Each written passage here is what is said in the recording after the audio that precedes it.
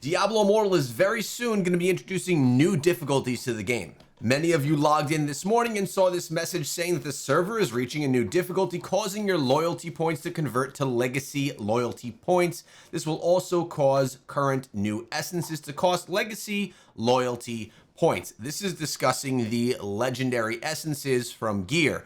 Keep that in mind. The question is, when is this actually going to be happening? Because there's no actual set date. Now, if we take a look at the patch notes that dropped just a few days ago, you see right here from December 10th through December 21st, we're going to be receiving an event that is called Creation's Domain.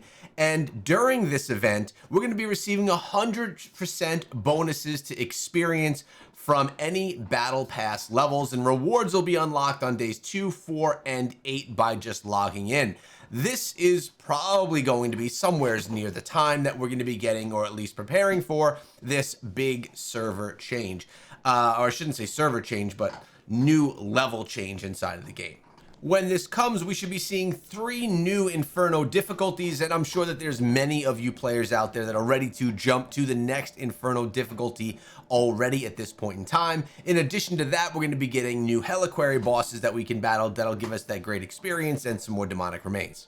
Now, all this being said, this means that our legendary gear that we're currently wearing and even our set items that we're currently wearing are all going to be able to be replaced once we get to the new Inferno difficulties. So many players are going to be doing that, not only hunting for essences that they may not have for their legendary gear, but also trying to get those higher combat rating pieces of gear on both their greens and their normal legendaries. To do this, guys, you could save a bunch of chests. Man, I got too many of these chests. Save up a bunch of chests, or you could save up your mystery legendary items or your mystery set items. Make sure that you pop these open once you get to that new Inferno difficulty and everything is unlocked and rolling. That's a good time for you to start utilizing these, because these will open up with the right Inferno difficulty, giving you potentially higher combat rating, better pieces of gear to wear.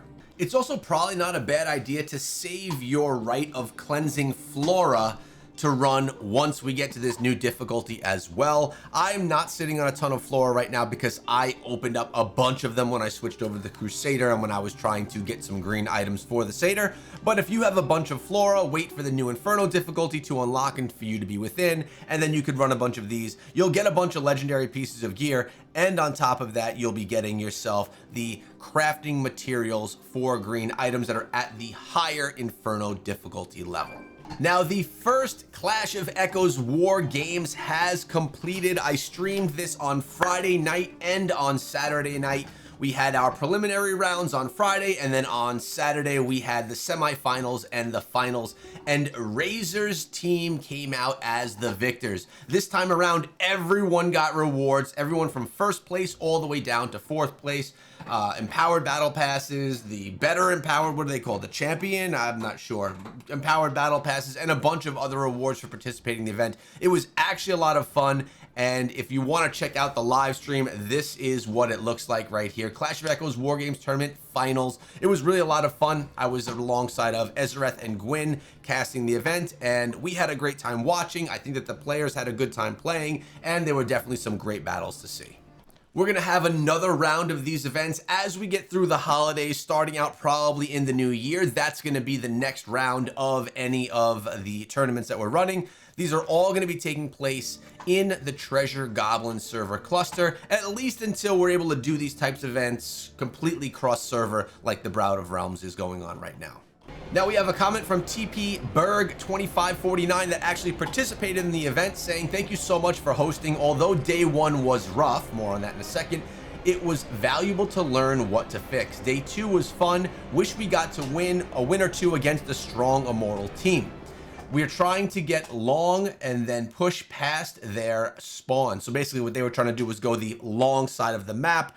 It's explained more in the cast if you were watching it. We couldn't combat something McKean's and a Razor in mid. Basically talking about the strategy that they were trying to do, but they did enjoy the event. Day 1 was rough because we had so many spectators in game that it was actually lagging out the game for many players, which made it difficult to compete.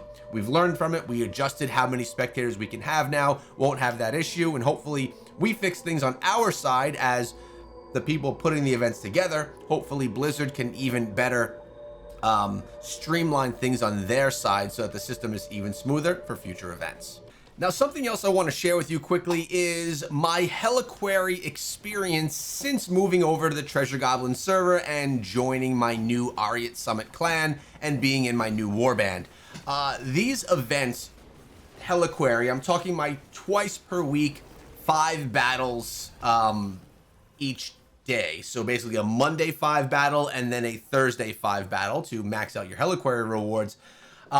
I used to do them over in the Scrappy Echoes on the Ice Frontier server. Amazing clan and great server to play on if you're looking for a casual experience.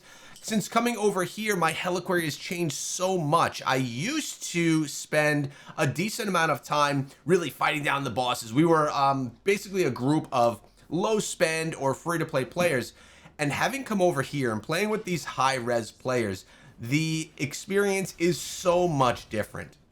One that used to take me 30 to 40 minutes to complete is now taking literally 5 minutes to complete all 5 Helliquary bosses. Look at how quickly these are going down. And this is not because of me. This is not because of any power that I'm bringing. I'm playing Crusader so that I can come and banner for increased crit damage, and I'm coming with the bubble so I can protect my group of the damage dealers. I'm never in the top of damage dealers in any of these events. I'm always the support guy. And honestly, I'm okay with that. It's really cool to be able to take down these big bosses, get it done efficiently and quickly, and literally just be done with it for the week. You can see how they are just completely melting. And these are the highest of level Helliquary bosses for us to take down at the current Inferno difficulty. So as we're talking about all of these updates that are coming, and by updates, I mean the new Inferno difficulties, I'm getting pretty excited to be able to take on some new Helliquary bosses, not only for the battles themselves, but for the big experience that can be gained, as well as for all of the combat rating jumps that I'll be able to get from that power and level jump, and from any new demonic remains that will be dropping from those upcoming bosses. This is just something I wanted to share with you because it's really fun for me to just rip on through these, and I thought that you would maybe want to see the experience. So there you go. Now, another comment that just came through is from Aoop saying, what's the difference between standard and progressive upgrades? And what he's talking about here is gem upgrades. So in my last video, I was upgrading my Bottled Hope gem, and yes, I was just throwing the gem power into the gems and upgrading them that way rather than upgrading resonance gems, which is another strategy that you could do, which I actually broke down in a previous video. It's actually a really good one to save you a bunch of gem res. Point being here though, you're able to either do a standard upgrade, which would mean I would need 2 rank 3 Bottled Hopes and 1 rank 5. That's quite difficult to get to in one shot. Or you could choose the progressive upgrades, so you're able to instead go with 1 of the Bottled Hopes and then the gem power, getting small incremental bumps in your combat rating as you go. This means every bump that you go, you gain yourself a little bit more resonance. You can see 540 to 547. Your combat rating also will go up small little increments with the progressive upgrade, rather than doing the standard, having to wait until you get all of these gems ready to go, which would actually take quite a bit of time. So I always go with the progressive upgrades. Same thing over here. If I look at my Blood-Soaked Jade, we were already on the path of the progressive upgrade right there. And it's just the smarter way to go, in my opinion, unless if you could just one shot get the upgrade done. And regarding all of my gems and my gem resonance, what my plan is to do very soon is to figure out what my composition is going to be for the gems. Not 100% sure about my Pain Clasp, or I'm not 100% sure about my Misery Elixir either.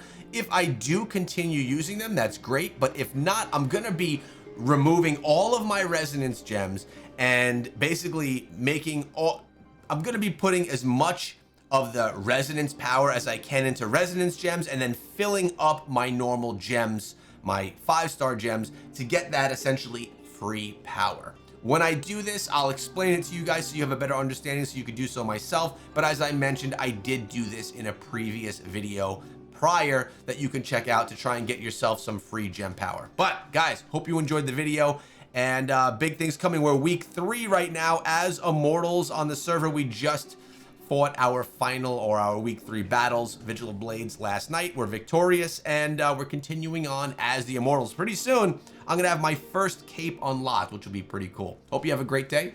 Enjoy the snow tomorrow if it's coming, and I'll see you back here tomorrow in another video. Be good.